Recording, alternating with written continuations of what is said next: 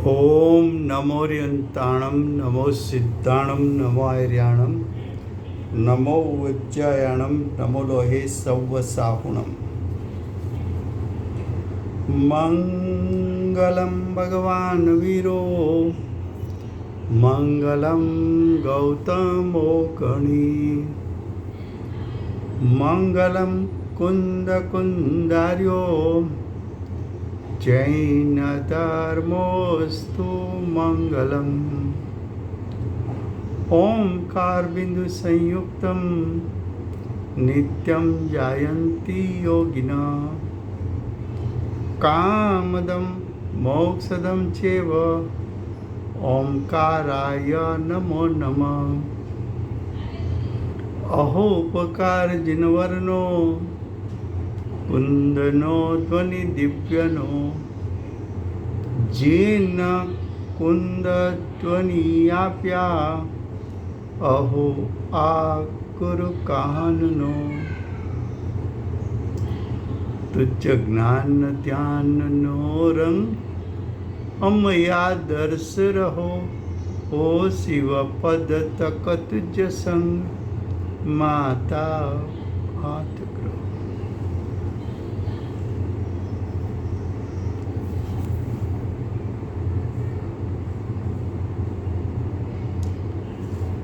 ये समयसार नाम का परम अध्यात्म शास्त्र है। भगवत कुनकुंदाचार्य देव ने मांगलिक करके प्रतिज्ञा की है कि मैं समयसार को कहूँगा।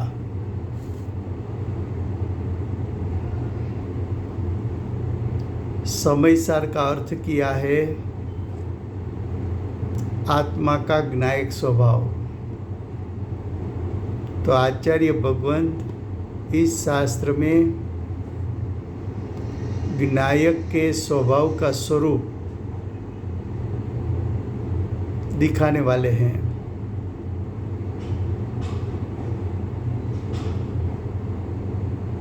उसमें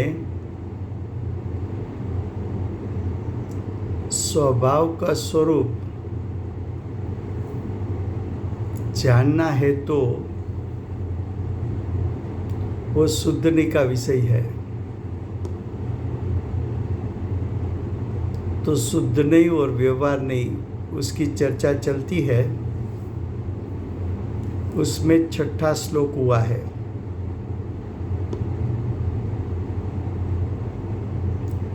अब शिष्य ने प्रश्न किया है कि आत्मा चैतन्य है इतना ही अनुभव में आए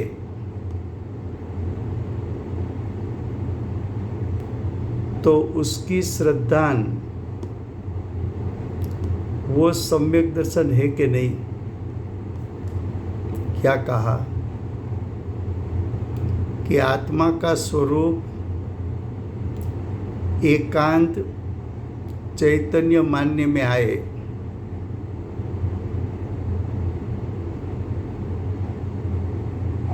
एकांत उसका श्रद्धान करने में आए एकांत उसका ज्ञान करने में आए तो उसकी श्रद्धा को सम्यक दर्शन कह सकते हैं कि नहीं कह सकते हैं।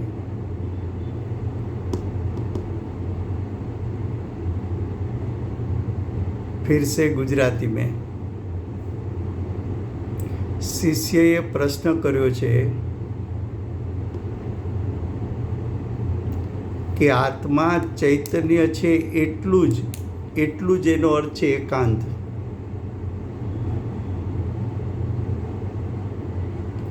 આત્માનું સ્વરૂપ છે તો અનેકાંત,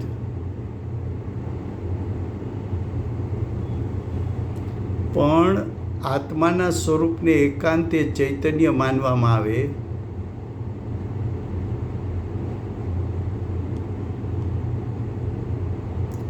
એને एकांते श्रद्धान और ज्ञान માં લેવામાં આવે તો એવી એકાંત માન્યતા, એટલી શ્રદ્ધા એટલે એકાંત માન્યતા, એટલાને સમ્યક દર્શન કહી શકાય કે નહીં? આવો પ્રશ્ન શું કામ કર્યો? તો કે અન્ય મતમાં પણ આત્માનું સ્વરૂપ ચૈતન્ય કહેવામાં આવ્યું છે, પણ એકાંત મતવાળા, મિથ્યા મતવાળા જે પ્રકારે ચૈતન્યનું સ્વરૂપ કહે છે એવું આત્માનું એકાંત સ્વરૂપ નથી. એવું આત્માનું એકાંત સ્વરૂપ નથી.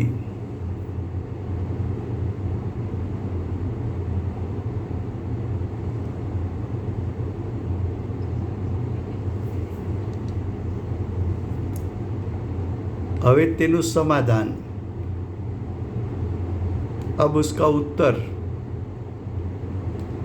चैतन्य मात्र तो नास्तिक के अलावा सर्व मत वाले आत्मा को मानते हैं. नास्तिक मत है वो तो आत्मा का ही स्वीकार नहीं करते, लेकिन बहुत से मत ऐसे हैं कि आत्मा चैतन्यमयी है ऐसा कहते हैं. अगर आत्मा का स्वरूप सिर्फ चैतन्यमयी है, इतनी ही श्रद्धान कहने में आए, इतनी श्रद्धान को ही सम्यक दर्शन कहने में आए तो सब मत में सम्यक तो हो जाएगा.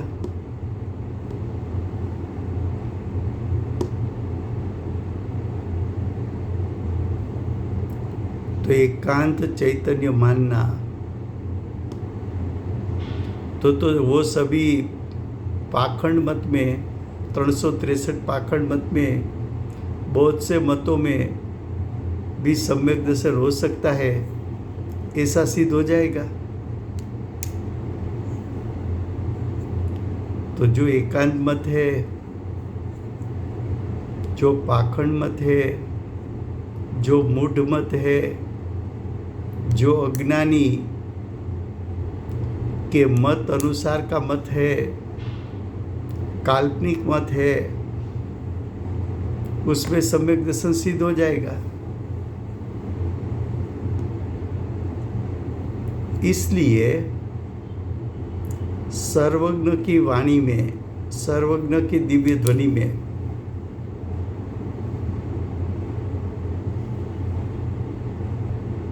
ओम ध्वनि में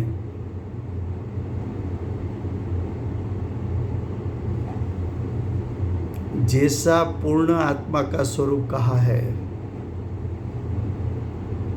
जो आत्मा का स्वरूप द्रव्य गुण पर्यायमयी है, आत्मा का स्वरूप अनंत गुणात्मक है, आत्मा का स्वरूप अनंत धर्मात्मक है, आत्मा का स्वरूप अनंत शक्तियों का पिंड है, आत्मा का स्वरूप अनेकांतमयी है.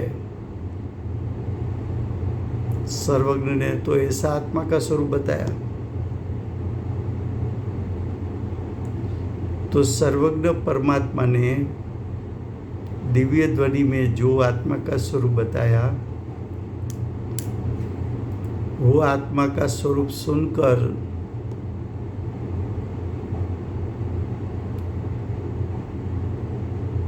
गणधर ने 12 अंग 14 पूर्व की रचना की और जो आचार्यों के पास अंग पूर्व का या उसका अंश का ज्ञान है,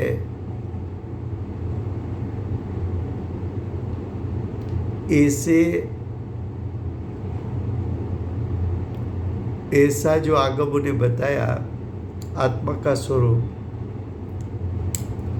उसका श्रद्धान वो सम्यक्त्व है। फिर से गुजराती में, विश्व में 363 पाखंड मत है। એમાં એક નાસ્તિક મત છે, નાસ્તિક, જે આત્માનો સ્વીકાર કરતો નથી. બાકીના મતો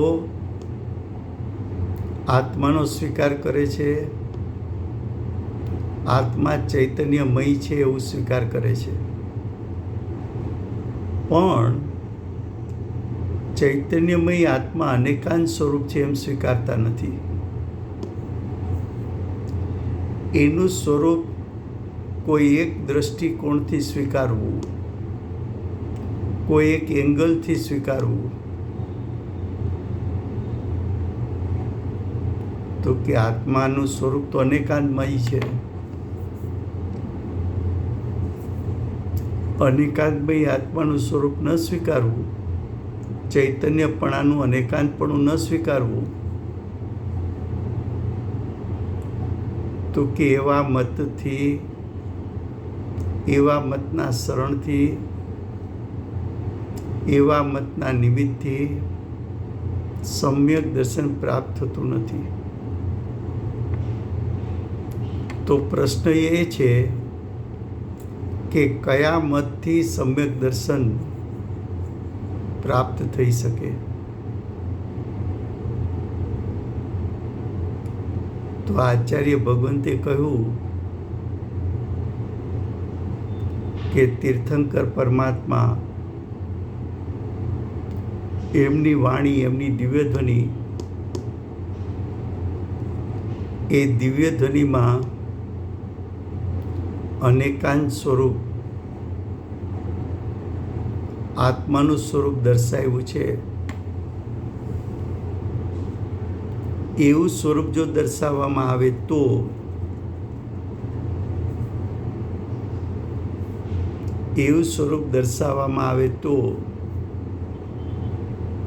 સમ્યક દર્શનની પ્રાપ્તિ થઈ શકે.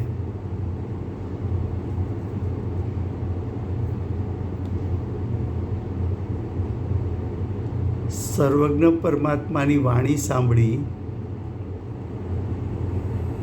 ગણધરોએ 12 અંગ 14 પૂર્વ રચના કરી.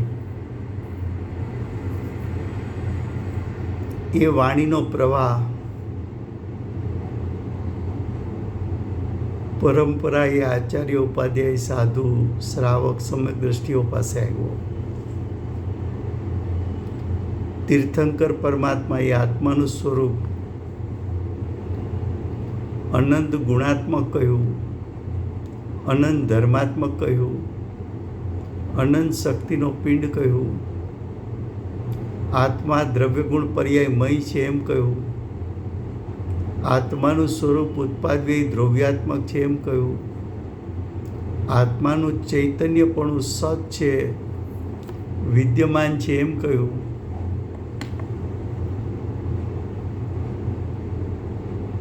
એનો જેને સ્વીકાર છે, એવા આત્માના સ્વરૂપનું શ્રદ્ધાન અને જ્ઞાન છે, એવા જીવને સમ્યક દર્શન, સમ્યક જ્ઞાનની પ્રગટતા થાય છે એમ સમજવું. હવે 7 નંબરનો શ્લોક છે, એનું હેડિંગ અબ.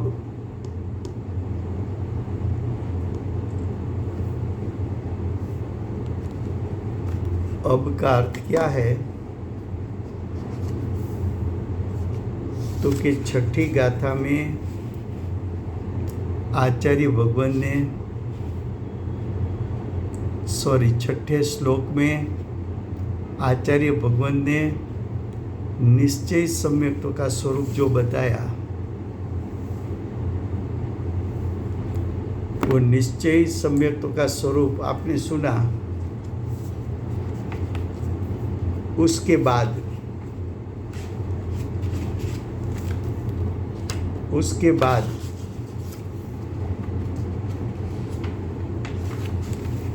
बाद क्या बताया?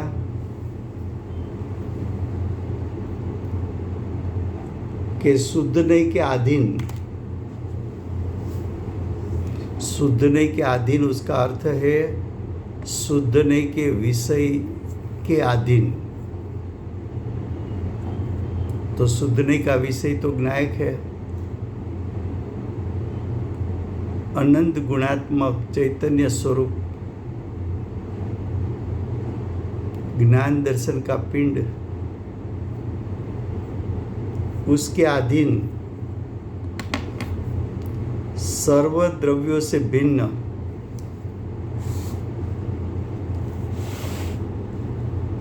विश्व में 6 द्रव्य है।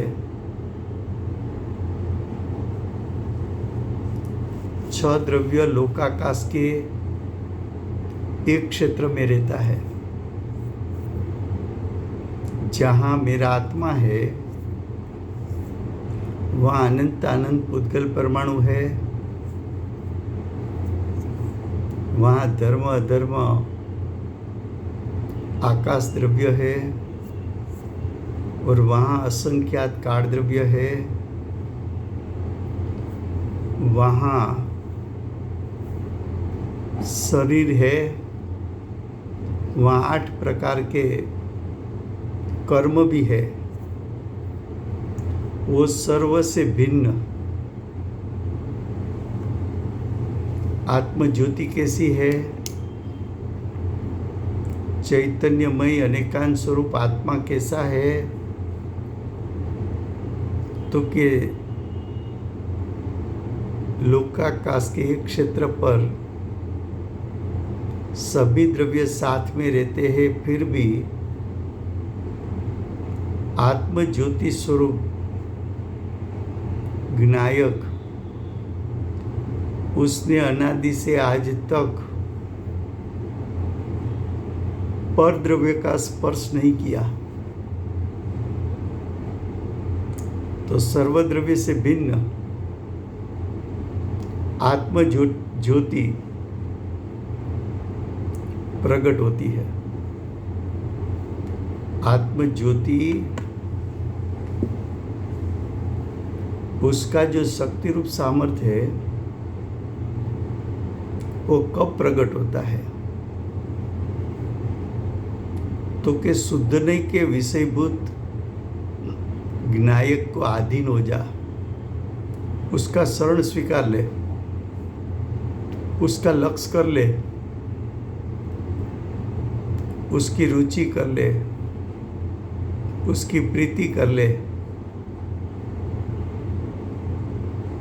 उसका श्रद्धान कर ले, तो तेरे परिणाम में आत्म ज्योति का शक्ति रूप सामर्थ्य वर्तमान पर्याय में प्रकट होगा। ऐसा इस श्लोक में यानी 7 नंबर के श्लोक में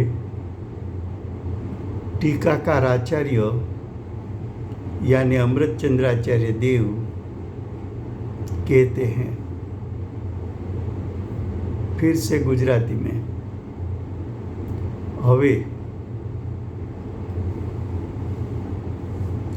હવેનો અર્થ છે 6ठा શ્લોકમાં અમૃતચંદ્રાચાર્ય દેવે સમ્યક દર્શનનું સ્વરૂપ બતાવ્યું। ત્યાર પછી જ્ઞાનીએ સમ્યક દર્શનનું સ્વરૂપ બતાવ્યું। તો હવે તું પ્રયોગ કર, પ્રેક્ટિકલ કર। ગુરુદેવની વાણી સાંભળી, માતાજીની ચર્ચા સાંભળી,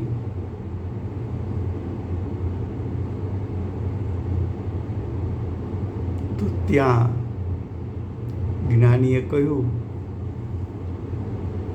કે શુદ્ધ નહીંને આધીન, શુદ્ધ નહીંને આધીન એટલે શુદ્ધ નહીંના વિષયભૂત જ્ઞાયકને આધીન, જ્ઞાયકનો આશ્રય લેવાથી, જ્ઞાયકનું અવલંબન લેવાથી, જ્ઞાયકને ગ્રહણ કરવાથી સર્વ દ્રવ્યોથી ભિન્ન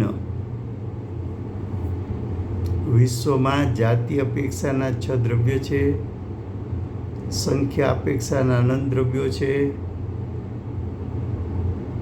લોકાકાશના એક જ ક્ષેત્રે જ્યાં તારો આત્મા છે ત્યાં જાતિ અપેક્ષાના 6 દ્રવ્યો છે, સંખ્યા અપેક્ષાના અનંત દ્રવ્યો છે.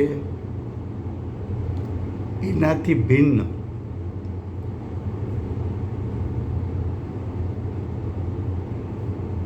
આત્મજ્યોતિ, આત્મજ્યોતિ કહેતા આત્માનો શુદ્ધ સ્વભાવ.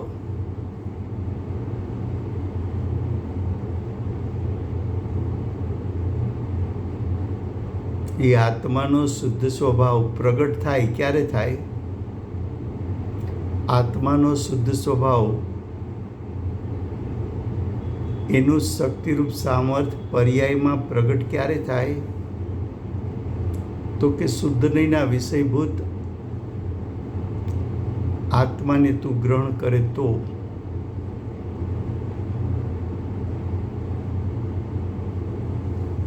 ચૈતન્યમય આત્મા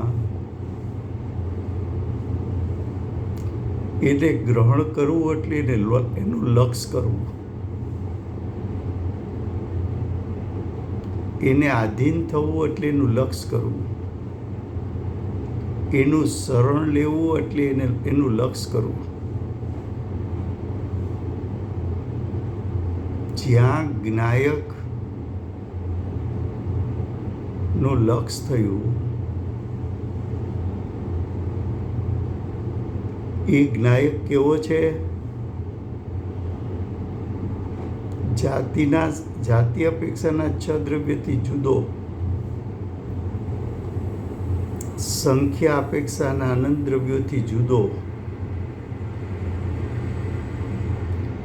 એનું લક્ષ્ય થતાં આત્મજ્યોતિ પ્રગટ થઈ. જ્ઞાયકે પોતાનું શક્તિરૂપ સામર્થ વર્તમાન પર્યાયમાં જાહેર કર્યું, પ્રગટ કર્યું. એનો અનુભવ થયો એ પર્યાયનો. આત્માની સુખ શાંતિ વેદનમાં આવી.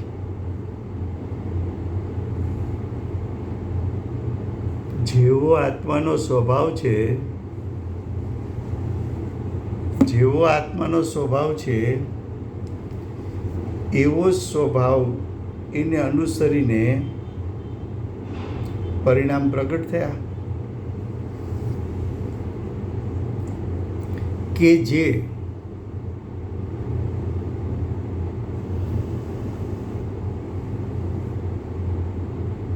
શું કહ્યું? આત્મજ્યોતિ પ્રગટ થઈ જાય છે. એમ આ શ્લોકમાં એટલે 7 નંબરના શ્લોકમાં ટીકાકાર એટલે અમૃતચંદ્રાચાર્ય દેવ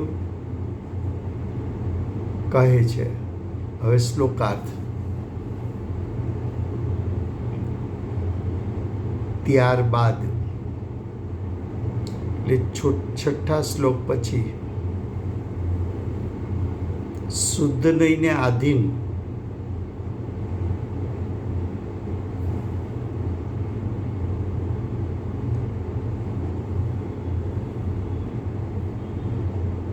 શુદ્ધ નહીંના વિષયભૂત ત્રિકાળ શુદ્ધ સ્વભાવ એને આધીન થવું એટલે એનું લક્ષ્ય કર્યું. જેનું લક્ષ્ય કર્યું તે આત્મજ્યોતિ સર્વદ્રવ્યથી ભિન્ન છે.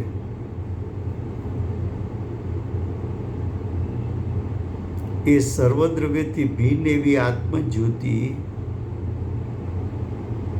એનું શક્તિરૂપ સામર્થ વર્તમાન પરિણામમાં પ્રગટ થાય છે.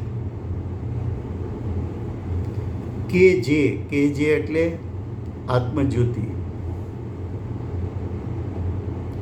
નવ તત્વોમાં પ્રાપ્ત થવા છતાં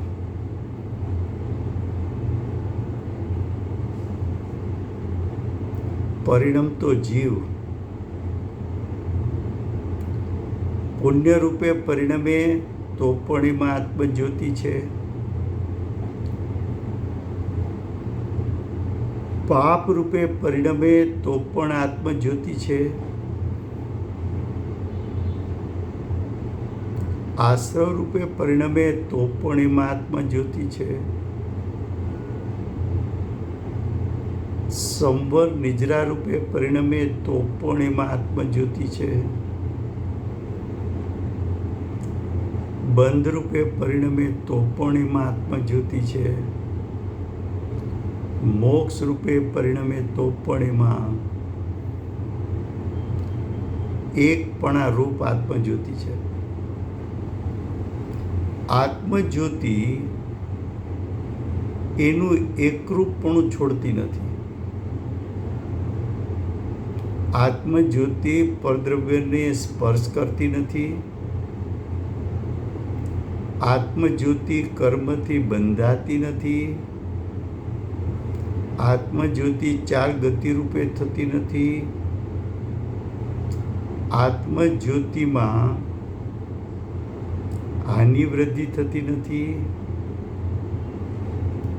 આત્મજ્યોતિમાં ગુણભેદ નથી કે આત્મજ્યોતિમાં સંયોગી ભાવ એટલે મોહ રાગ દ્વેષ નથી. એવી એકરૂપ આત્મજ્યોતિ સાતે તત્વમાં છુપાયેલી અકબંધ સીલબદ્ધ એકરૂપપણાને પ્રાપ્ત રહે છે.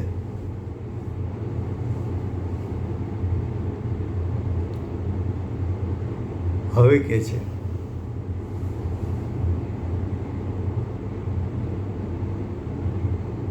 ભાવાર્થ. નવ તત્વમાં પ્રાપ્ત થયેલો આત્મા नवे नव तत्व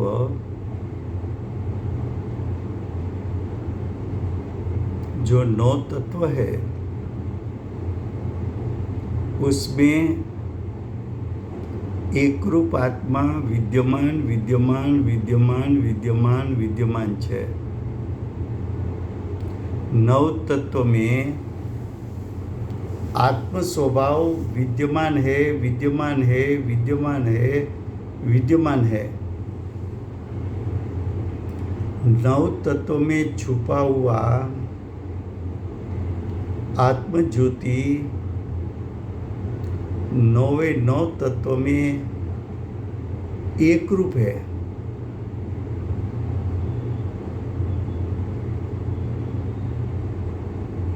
जो अनेक रूप है वो तो परिणाम का स्वभाव है।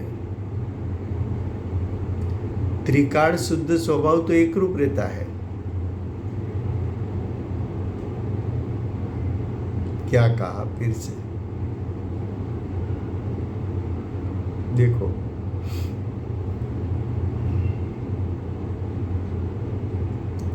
दूध में गौरस है,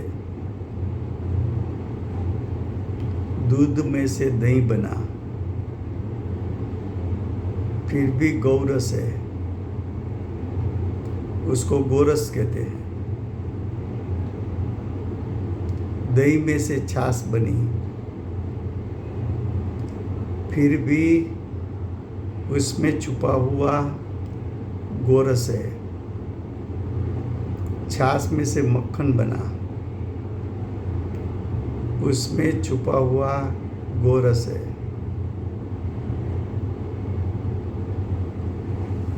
मक्खन में से घी हुआ, उसमें छुपा हुआ गोरस है। लेकिन हमें विविधता दिखने में आई ना, दूध, दही, छाछ, मक्खन, घी, तो कि वो विद्विधता परिणाम की है, उसके मूल स्वभाव में विद्विधता नहीं है। आत्म स्वभाव में विद्विधता नहीं है, लेकिन परिणाम कर्म सापेक्ष है, उसमें विद्विधता दिखने में आती है।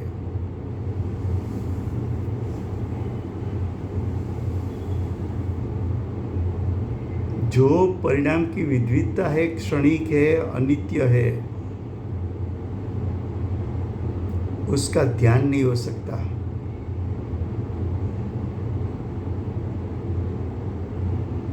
परिणाम की जो विद्विधता है, उसमें एकाग्रता नहीं हो सकती। परिणाम की जो विद्विधता है, वो उसकी अनित्यता बताता है, उसका आश्रय ध्यान नहीं हो सकता। लेकिन पर्याय में छुपा हुआ ज्ञान दर्शनमय स्वभाव, वो तो त्रिकाल जैसा है वैसा है।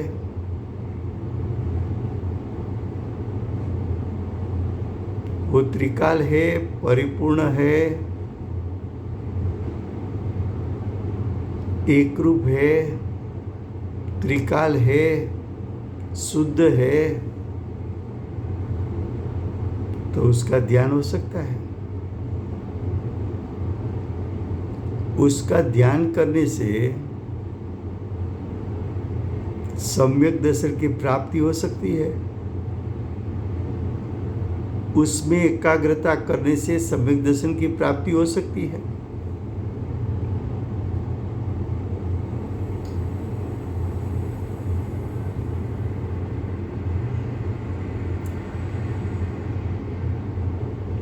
परिणाम एक रूप नहीं है। परिणाम वृद्धि आने वाली भी है, अनित्य भी है, संयोगी भाव है, पलटता भाव है, उसका उत्पाद भी है, क्षणिक है। तो पुण्य पाप, आश्रव, संवर, निजरा, बंध, मोक्ष, वो सभी पर्याय है, सभी पर्याय अनित्य है, सभी पर्याय में विद्विधता है।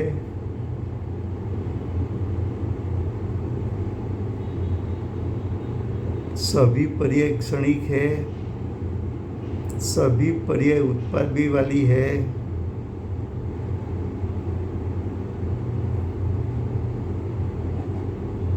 तो उसका ध्यान नहीं हो सकता। तो जो तुझे अनेक रूपता दिखने में आती है, वो तो पर्याय की है, वो ध्यान का विषय नहीं। उसका लक्ष्य करने से तो तुझे मोह राग द्वेष उत्पन्न होगा।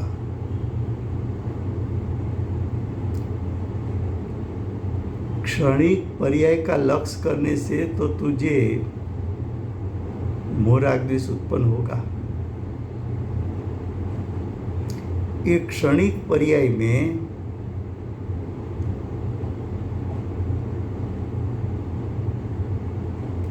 तीरोभूत हुआ जो ज्ञायक स्वभाव त्रिकाल है, वो ज्ञायक स्वभाव त्रिकाल है, एक रूप है, अनंत शक्ति का पिंड है, नित्य है, शुद्ध है, उसका ध्यान हो सकता है।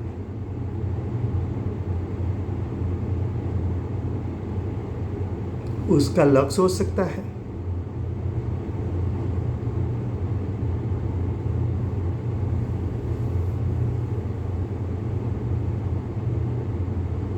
तो ऐसा स्वरूप सोचने में आए तो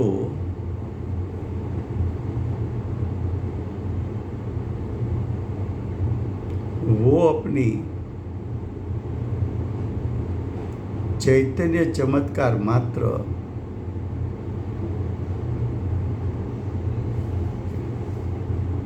ज्योति को छोड़ता नहीं है,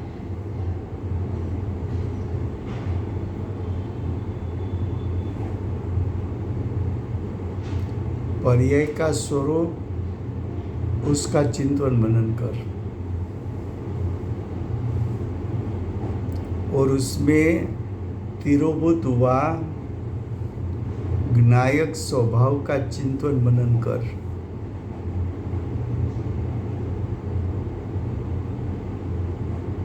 पर्याय तेरी सत्ता में उत्पन्न हुई है, फिर भी पर्याय का स्वभाव ज्ञायक का स्वभाव नहीं है, ज्ञायक का स्वभाव पर्याय का स्वभाव नहीं है। द्रव्य स्वभाव का स्वरूप भिन्न, उसकी पर्याय का स्वरूप भिन्न। दोनों का चिंतन मनन कर।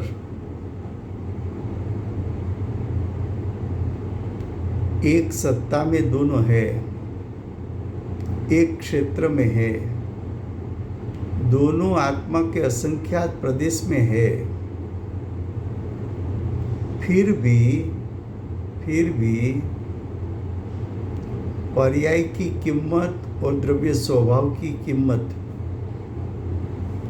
दो में से कीमत किसकी ज्यादा है?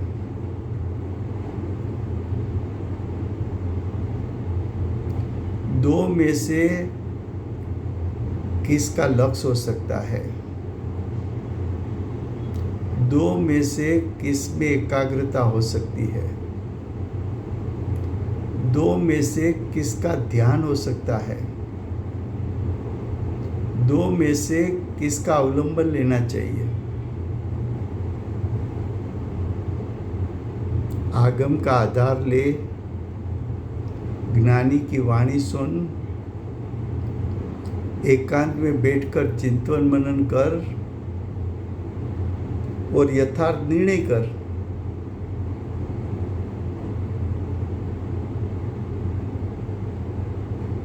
जब तू यथार्थ निर्णय करेगा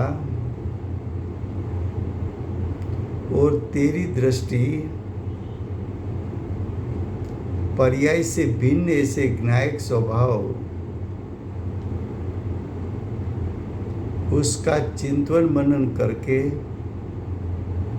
चैतन्य चमत्कार त्रिकाल शुद्ध आत्मा उसका स्वरूप उसको तेरी वर्तमान पर्याय ग्रहण करेगी तो तेरी पर्याय में अतीन्द्रिय ज्ञान और अतीन्द्रिय सुख के साथ आत्मा के अनंत गुणों की शुद्धता प्रकट हो जाएगी। फिर से भावार्थ गुजराती में।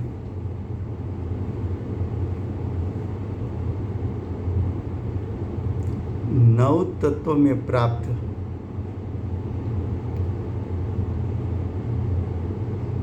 नव तत्व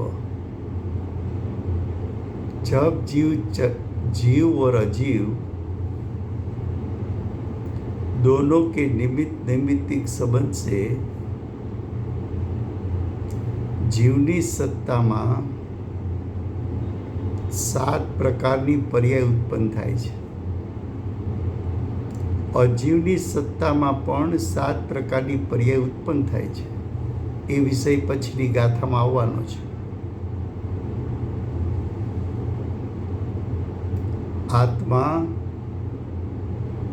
પુણ્ય રૂપે પરિણમે, પાપ રૂપે પરિણમે, आश्रव रूपे परिणमे, संवर रूपे परिणमे, निद्रा रूपे परिणमे, बंध रूपे परिणमे, मोक्ष रूपे परिणमे। ये 9 तत्वों में આત્માનું અનેક રૂપ દેખાય છે. પુણ્ય પરિણામનો સ્વભાવ જુદો, પાપનો સ્વભાવ જુદો, આશ્રવનો સ્વભાવ જુદો, સંવર નિજરાનો સ્વભાવ જુદો, બંધ મોક્ષનો સ્વભાવ જુદો.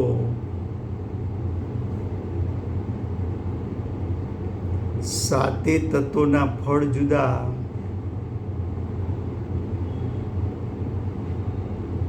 પુણ્ય પાપ આશ્રવ બંધ પરના લક્ષ્ય ઉત્પન્ન થાય. સંવર નિજરા મોક્ષ સ્વના લક્ષ્ય ઉત્પન્ન થાય. એવું વિધવિધપણું અનેક રૂપપણું પર્યાયનું દેખાય છે.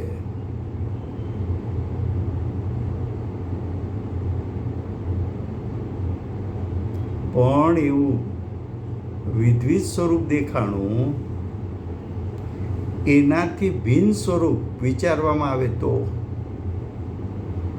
એનાથી ભિન્ન તો જ્ઞાયક છે, પણ પર્યાય જ્ઞાયકની છે ને, તો કે જ્ઞાયક દ્રવ્ય સ્વભાવ છે.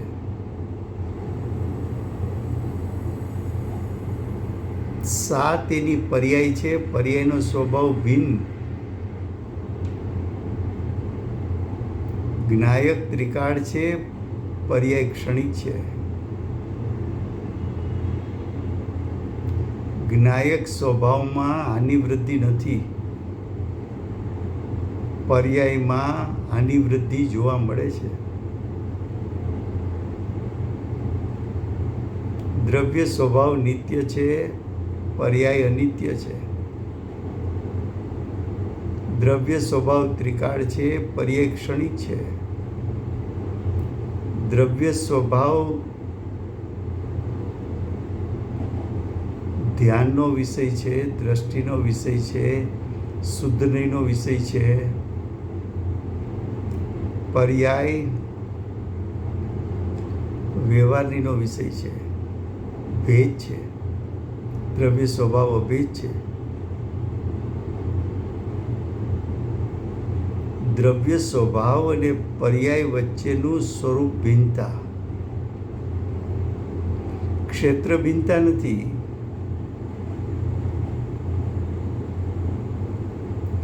દ્રવ્ય સ્વભાવની કોટી ઊંચી છે, એની કિંમત ઊંચી છે, કારણ કે એમાંથી અનાદિથી અનંતકાળની પર્યાય ઉત્પન્ન થઈ શકે છે. દ્રવ્ય સ્વભાવની કોટી ઊંચી છે, કારણ કે એનું ત્રણેય કાળ સ્વરૂપ શુદ્ધ ને શુદ્ધ, શુદ્ધ ને શુદ્ધ રહે છે. પર્યાયની કોટી નીચી છે, કારણ કે એ તો ક્ષણિક છે, એક સમયની છે. પર્યાયમાંથી પર્યાય આવી શકતી નથી, પર્યાયનું લક્ષ્ય કે ધ્યાન થઈ શકતું નથી, માટે એની કોટી નીચી છે. પરિણામમાં તારે શુદ્ધતા પ્રગટ કરવી હોય તો દ્રવ્ય સ્વભાવની કિંમત થવી જોઈએ, એની રુચિ થવી જોઈએ, એનું શ્રદ્ધાન થવું જોઈએ, એમાં હુંપણું થવું જોઈએ.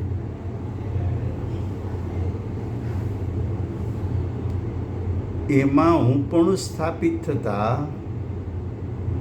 પર્યાયમાં શુદ્ધતા પ્રગટે છે. તો દ્રવ્ય સ્વભાવનું સ્વરૂપ અને પર્યાયનું સ્વરૂપ એનું તું ચિંતન કર, મનન કર.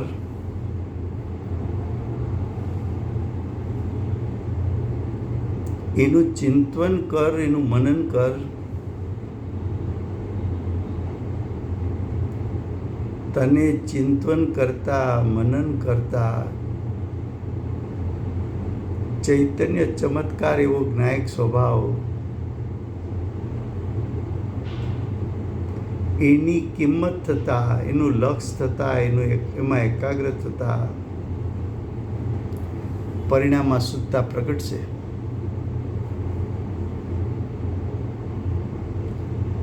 હવે સાતમી ગાથામાં પછી કહેશે કે આત્માના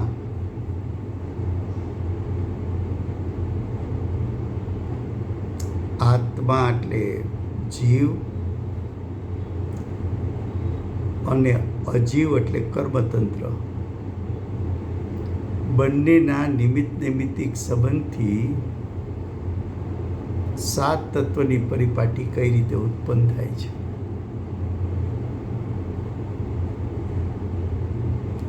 એ જે પરિપાટીનું વર્ણન કરશે એમાંથી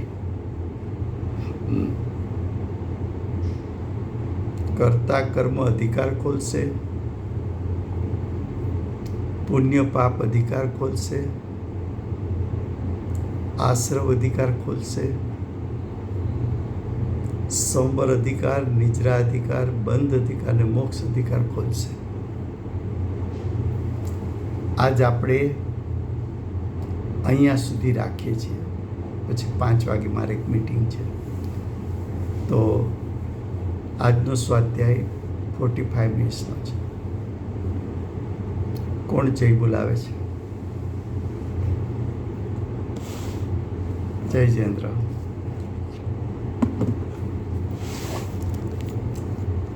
કોણ જય બોલાવે? જય જયેન્દ્ર. જય જયેન્દ્ર. જય બોલાવશે? હા.